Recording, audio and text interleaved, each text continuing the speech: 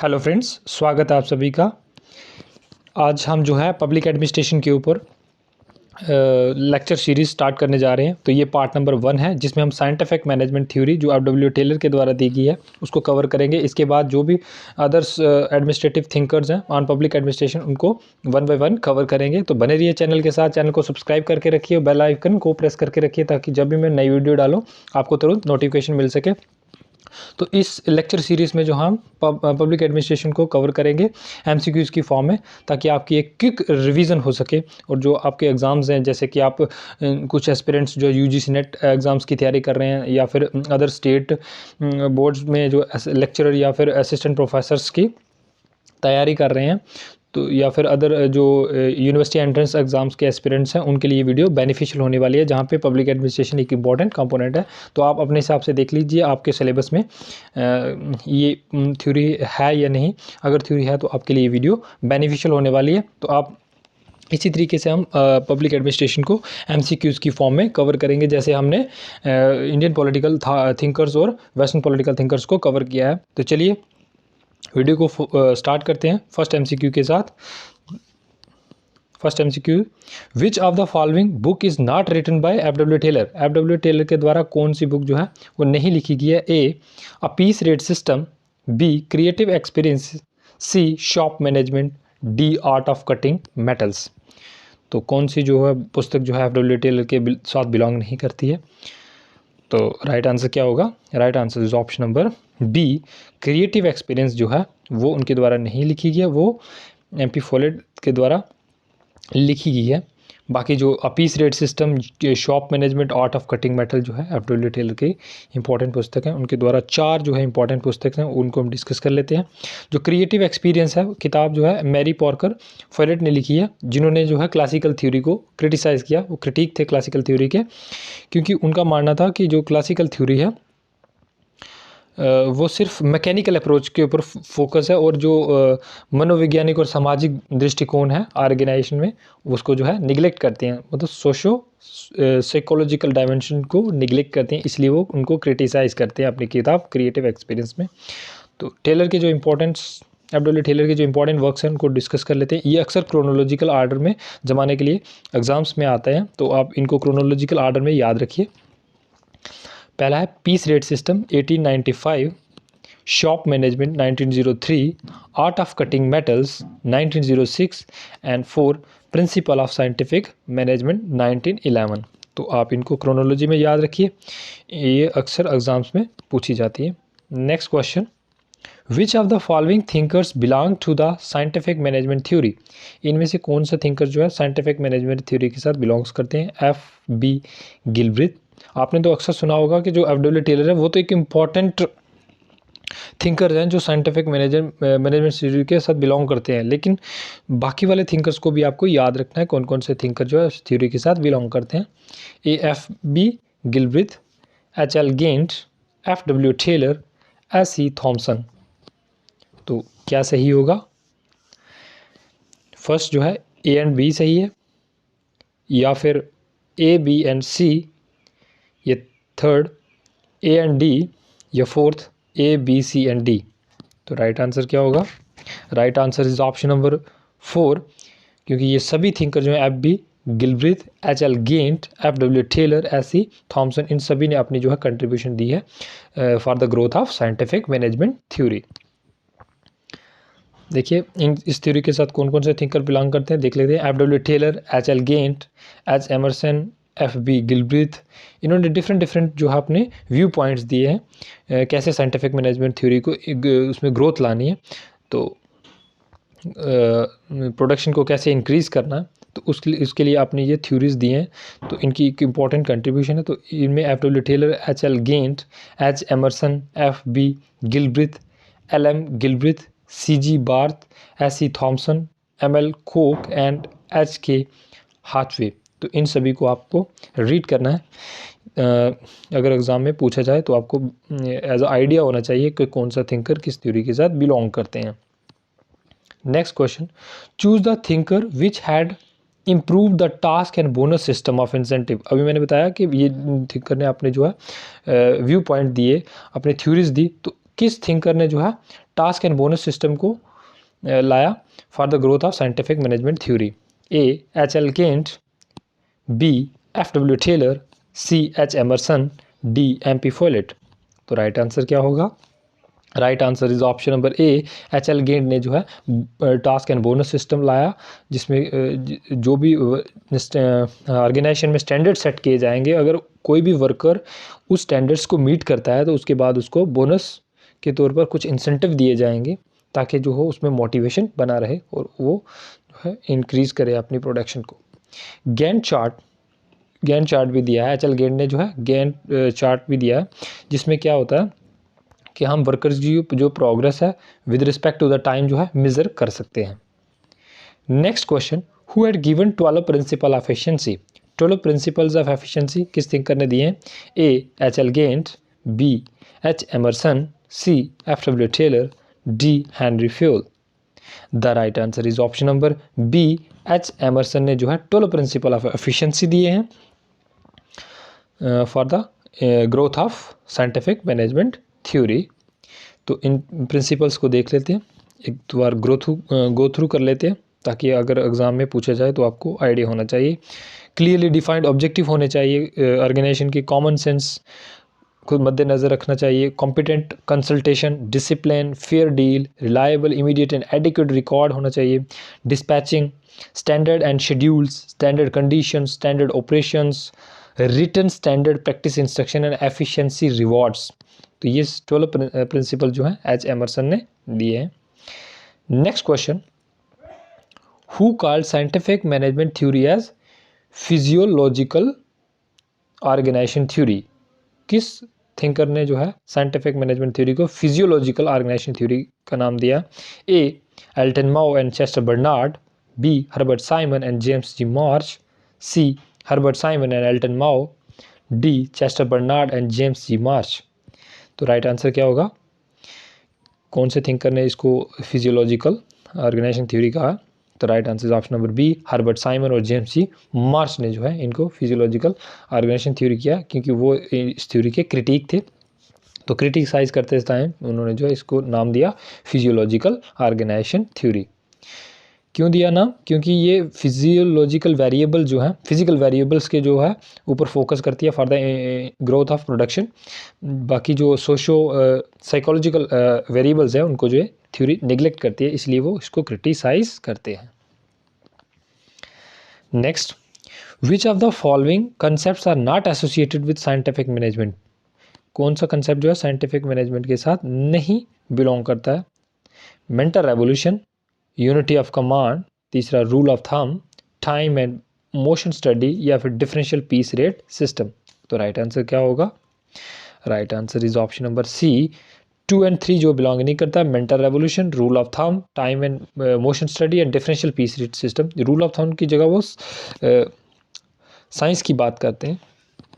इस तरीके से यूनिटी ऑफ कमांड को भी वो जो है वो निगलेक्ट करते हैं। तो इस तरीके से राइट आंसर क्या होगा? ऑप्शन नंबर 2 और 3 जो है बिलोंग नहीं करते हैं साइंटिफिक मैनेजमेंट थ्योरी के साथ। Next question, which of the following are the mechanism of scientific management? कौन सा इसमें से मैकेनिज्म है साइंटिफिक मैनेजमेंट का? Functional foremanship, differential piece rate system, scientific selection of workman and time and motion study. A 1, 2, 3 and 4, B 2, 4 and 3, C 1, 2 and 4, D 3 and 4। तो इनमें से कौन सा जो है मैकेनिज्म है साइंटिफिक मैनेजमेंट का? तो राइट आंसर क्या होगा इनमें से? Functional foremanship, differential piece rate system, scientific selection of workman, time and motion study. तो राइट आंसर होगा ऑप्शन नंबर सी 1, 2 and 4। जो साइंटिफिक सिलेक्शन ऑफ वर्कमैन है ये उसका मैकेनिज्म नहीं है। तो देख लेते हैं उनके क्या मैकेनिज्म थे या टेक्निक्स थे। फंक्शनल फोरमैनशिप मतलब एक वर्कर जो है उसको सुपरवाइज किया जाएगा 8 स्पेशलाइज सुपरवाइज़र के द्वारा, ठीक है। उसमें जो है दो जो फैक्ट्री मैनेजर है उसको 2 पार्ट्स में डिवाइड किया गया, एक प्लानिंग इंचार्ज होंगे, एक प्रोडक्शन इंचार्ज होंगे। प्लानिंग इंचार्ज में जो है इंस्ट्रक्शन कैडर क्लर्क हो गया, टाइम एंड कास्ट क्लर्क हो गया, order of work and root clerk हो गया, डिसिप्लिनरियन जो इंचार्ज है। दूसरी तरफ प्रोडक्शन इंचार्ज में gang boss, speed boss, inspector और रिपेयर जो है बॉस होंगे। तो जो इस तरीके से जो काम को डिवाइड किया गया एक्सपर्ट्स के द्वारा, एक्सपर्ट में, तो वो एक वर्कर को क्या करेंगे, सुपरवाइज करेंगे ताकि उसकी जो एफिशिएंसी है उसको इंक्रीज़ किया जा सके।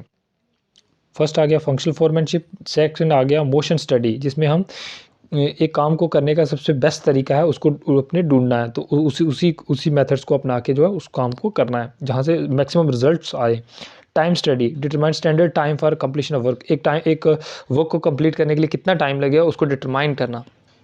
Differential piece rate system, payment as per production rate, जैसा कोई प्रोडक्ट प्रोड्यूस करेगा उसी हिसाब से उसको पे करना, तो डिफरेंशियल पीस रेट सिस्टम की बात करते हैं।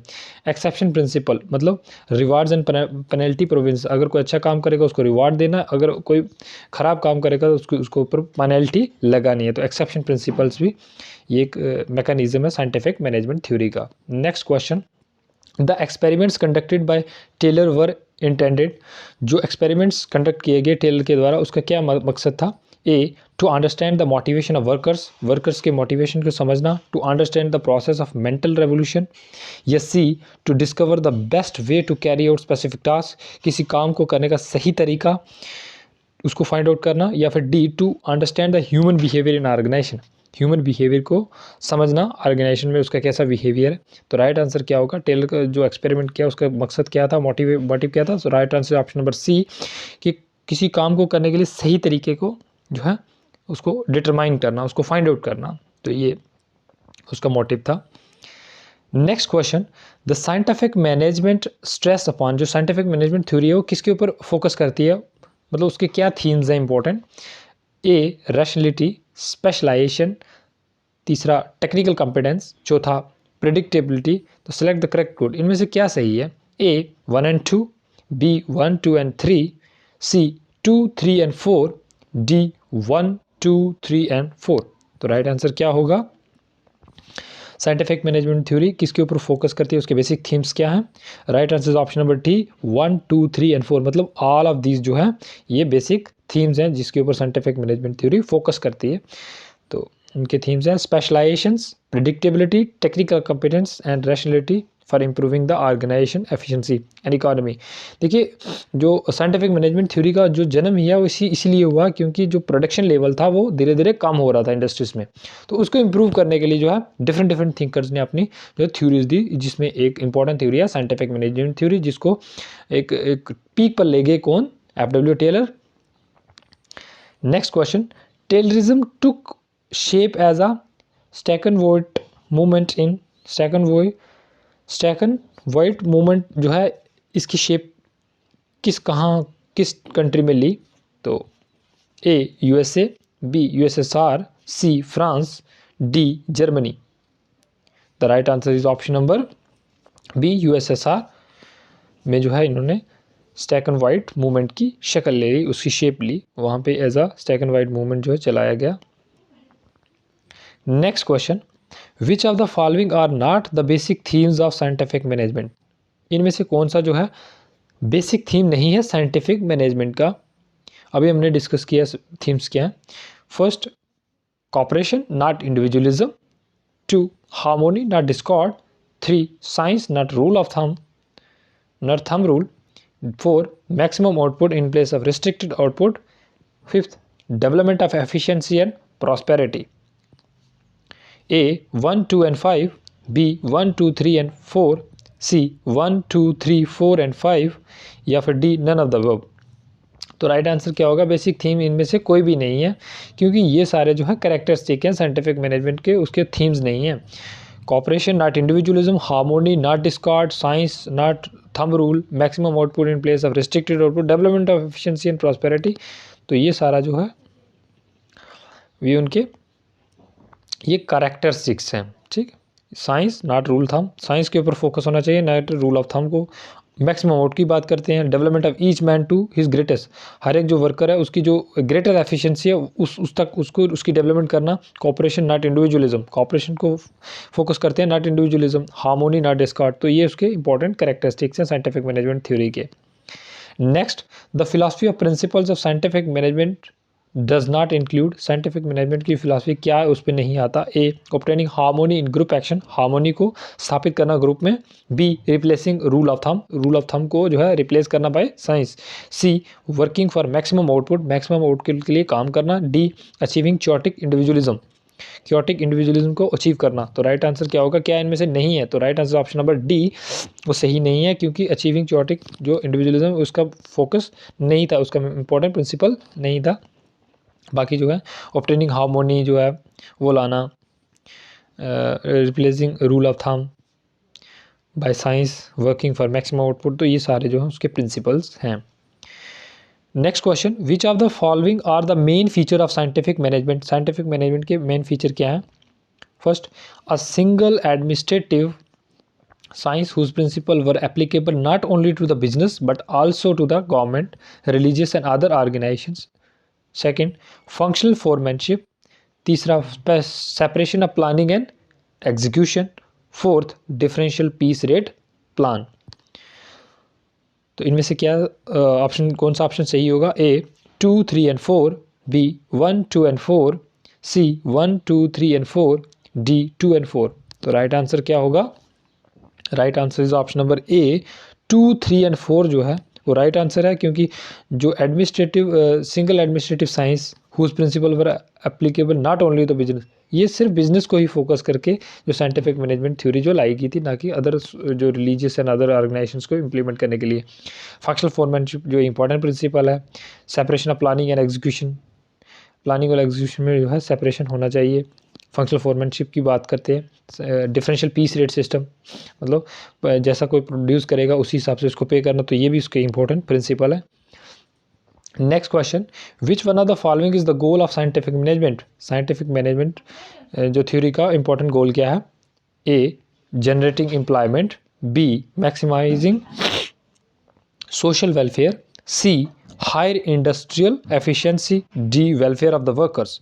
तो क्या गोल है, जो इंपॉर्टेंट गोल है, मैन फोकस है, जिसके ऊपर पूरी साइंटिफिक थ्योरी जो है फोकस है, जिसका ओरिजिन हुआ उसी प्रिंसिपल्स को, उसी गोल को लेकर? A generating employment, B maximising social welfare, C higher industrial efficiency and D welfare of the worker. तो राइट आंसर क्या होगा?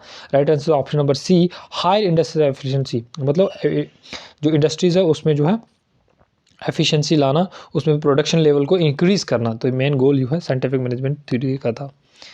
Next question, which of the following thinker are not the supporter of scientific management theory, scientific management theory का कौन सा इनमें से supporter नहीं है? A F W. Taylor, B Charles Babbage, C Frederick Halsey, D Herbert Simon.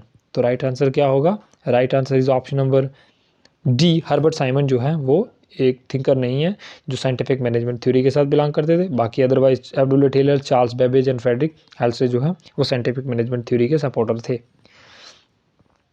बाकी भी देख लेते हैं। ये ओरिजिनेटर थे, इन्होंने इस थ्योरी को ओरिजिनेट किया, कुछ प्रिंसिपल्स दिए जिसके आधार पर हम कह सकते हैं कि इन्होंने साइंटिफिक मैनेजमेंट थ्योरी को उसकी जो ओरिजिनेटर माने जाते हैं, जैसे Charles Babbage, Henry R Towne, Henry Metcalfe and Frederick Halsey. ठीक है, उन्होंने कुछ प्रिंसिपल दिए, टेक्निक्स इसकी for the improvement, for the growth of scientific management theory. लेकिन जो उसको पीक पर ले जाने का काम किया, एक सिस्टमेटिक वे में प्रोड्यूस करने का काम जो है फ्रेडरिक विंस्लो टेलर ने किया, जो first decade of the 20th century में। Next question, who coined the term scientific management, scientific management term जो है वो किसने काइन किया? A F W. Taylor, B Louis Brandeis, C Max Weber, D Elton Mayo. तो इनमें से किसने जो है साइंटिफिक मैनेजमेंट थ्योरी की टर्म को कॉइन किया, किसने किया है? Right answer is option number B Louis Brandeis ने जो है इस टर्म को कॉइन किया। कब किया था? लुइस ब्रांडिस ने इन 1910 में जो है साइंटिफिक मैनेजमेंट टर्म को कॉइन किया था, फर्स्ट टाइम यूज़ किया। Next question, who is known as the father of scientific management, scientific management theory जो है उसको फादर किसको माना जाता है? A F W. Riggs, B Henry Fayol, C Luther Gulick, D F W. Taylor. तो ये अब तक तो आप समझ ही गए होंगे कि कौन सा सही होगा right answer. Right answer is option number D F W. Taylor जो है उनको father of scientific management theory कहा जाता है। क्यों? क्योंकि उन्होंने जो है कंप्लीट और सिस्टमेटिक थ्योरी दी है, किसके ऊपर? For promoting the organisational efficiency and economy. तो इनको जो है साइंटिफिक मैनेजमेंट थ्योरी को टेलरिज्म्स के नाम से भी जाना जाता है, क्योंकि एब्डुलर टेलर की जो कंट्रीब्यूशन है वो इस थ्योरी को डेवलप करने में बहुत ज़्यादा है, इसलिए उसको टेलरिज्म का नाम भी दिया गया। तो ये लास्ट क्वेश्चन था आज का। तो आई होप वीडियो आपको अच्छी लगी होगी। वीडियो कैसे लगी कमेंट सेक्शन में ज़रूर बताएं और चैनल को सब्सक्राइब करके रखिए।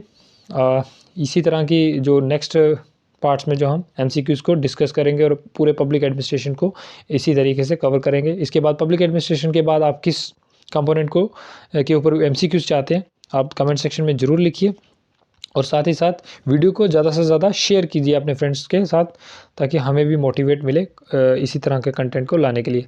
Thanks for watching, stay tune with channel for more updates.